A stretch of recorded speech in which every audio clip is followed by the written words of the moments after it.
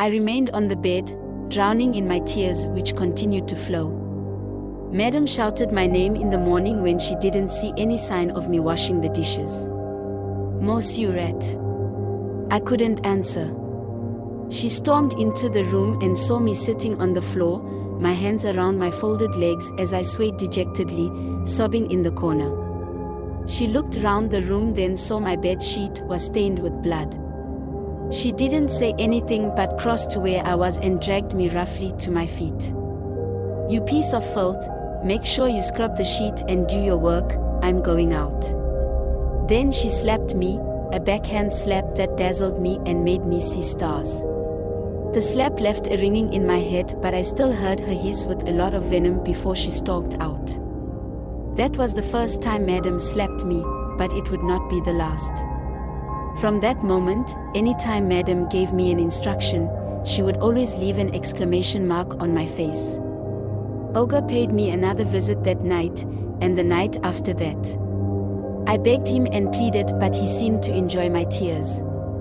Seeing his eyes reflected by the little moonlight that seeped into my room, I noticed he looked happier and smiled as I cried and begged him to stop. Whenever he left me, I would crawl to the floor and promise myself never to cry again, never to give him the satisfaction of my tears. But then he would creep into my room the following night and I'd begin to cry and beg him to leave me alone. And Madam would always hit me and beat me. She got a leather belt and would always be on the lookout for any mistake I made so she could beat me. No matter how careful I was, nothing was ever good enough for her. I had no one to confide in. I was yet to receive the education that had been promised me. I spent all my days locked up in the house like a prisoner. The day my father came to see me, I sat in the chair stiffly while he kept on bowing and thanking my captors for taking me into their loving home and providing food and clothes for me. He could see I was unhappy. I had tears in my eyes, but he chose to ignore me like I didn't have an opinion and whatever I said or felt didn't matter.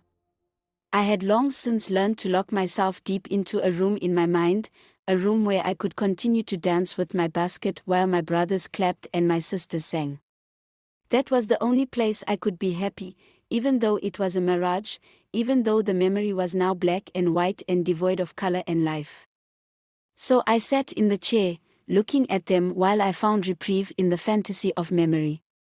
Still I made a last-minute effort. I cried after him and told him I wanted to go back home with them, but my father just hugged me.